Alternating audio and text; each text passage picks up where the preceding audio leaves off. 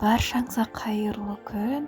Арпа мен бидайдан жасалған осындай өте керемет болып шығатын кашаның рецептімен бөлісетін боламын. Жасалуы өте оңай. Осындай кастрюлемізге 1 кесе суды құямын, одан артық керек емес.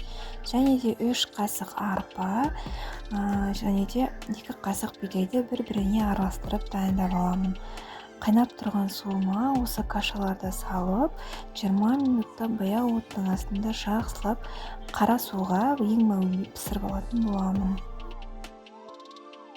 Парақшама тіркеліп қойыңыздар. Парақшам өте пайдалы, алда өте қызықты рецепттермен бөлісетін боламын. Әрбір 3-4 минут сайын қайта-қайта араластырып отырыңыздар. Себебі жабысып қалуы мүмкін. Пісіп қалды деген кезде 2 қасық қант салып, жақсылап араластырып, оның үстіне 1 кружка сүтімізді құйып, ботқамызды әрмен қарай баяу оттың астында пісіріп алатын боламыз. Және де осы сары май салып жүрсеңіз де болады, әдемі дәм береді өзінше. Әртүрлі кашаларды дайындап жегенді өзім де жақсы көремін. 2 күнде бір балаларға осылай өзім де жасап жеймін.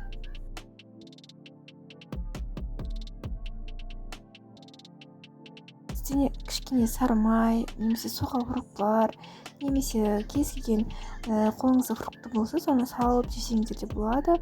Өте пайдалы, өте дәмді әрі сіңімді таңғы ас болып табылады. Баршаңызға ас болсын. Міндетті түрде жасап көріңіздер.